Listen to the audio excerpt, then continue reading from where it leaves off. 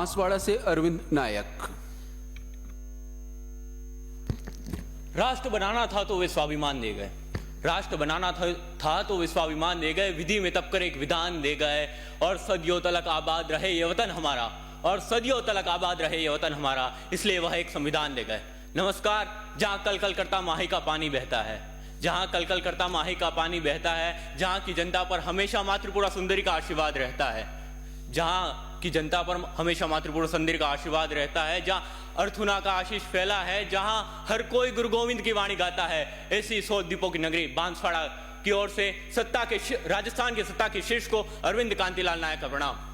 आदरणीय निर्णायक महोदय, परम सम्मानित अतिथिगणों एवं मेरे साथियों और सांसदों, आज हम जिस बिंदु पर अपने विचारों के व्यक्ति के लिए उपस्थित है वह है संविधान की 75 वर्षीय यात्रा और 11 स्तंभ। महोदय, संविधान यह कोई कागज का टुकड़ा नहीं है, यह तो आत्मा है उस नए भारत की जो सन 1947 में आजाद हुआ, जिसे गुलामों ने और अंग्रेजी गुलामी ने खोखला कर दिया था। महोदय, सर्वे संतु निरामया और मानवता की भाव पर आधारित यह संविधान हमें एक का संदेश देता है। यह कहता है कि सभी के लिए अवसर एक है, सभी के लिए अवसर एक है, शिक्षा एक है, चिकित्सा एक है, सभी के लिए अवसर एक है, सभी के लिए अवसर एक है, शिक्षा एक है, चिकित्सा एक है, विधि एक है, विधान एक है, यहाँ कोई नहीं बड़ा, यहाँ कोई नहीं छोटा, भारत का हर नागरिक एक है। महोदय, यह हमें एक का संदेश तो देता है, किंतु 75 वर्ष की समृद्ध यात्रा में कभी एक नहीं रहा। जब भी भारत को जरूरत पड़ी नवाचारों की, जब भी भारत की जनता ने मांग की नवाचारों की, तब इसने मिट्टी के कच्चे घड़े की तरह इसे अपनाया और बहुमत संसद में पारित बहुमत के नए विधेयकों को अपनाया।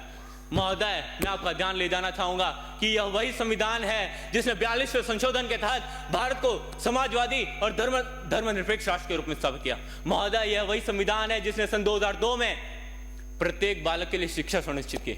महोदय, यह वही संविधान है जिसने पाया कि शिक्षा में असमानताएं पाई जाती है तो पिछड़े वर्गों के उत्थान के लिए सन 2005 में शिक्षा में आरक्षण लाया। महोदय, यह वही संविधान है जिसने पाया कि रानी पद्मावती और रानी लक्ष्मीबाई जैसी नारियां अपने आप को पिछड़ा महसूस करती है तो उनके उत्थान के लिए, महिला सशक्तिकरण के लिए सन 2023 में 33% आरक्षण पारित किया।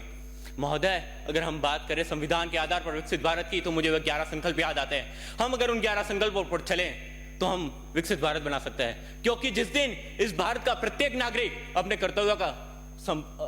कर्तव्यों का सही से निर्वहन कर लेगा, जिस दिन धर्म के आधार पर आरक्षण की मांग खत्म हो जाएगी, जिस दिन भ्रष्टाचार के प्रति शून्य उदारवादी नीति आ जाएगी, जिस दिन इस देश का प्रत्येक नागरिक महिला सशक्तिकरण, पर्यावरण संरक्षण, आत्मनिर्भर भारत, स्वच्छ भारत और डिजिटल इंडिया के बारे में गहनता से विचार करना चालू कर देगा, और जिस दिन इस भारत का प्रत्येक नागरिक, इस भारत का प्रत्येक भारतीय भारत की अखंडता और अक्षुण्णता को संरक्षित कर लेगा, उस दिन यह भारत आपका समय समाप्त हुआ। धन्यवाद। धन्यवाद।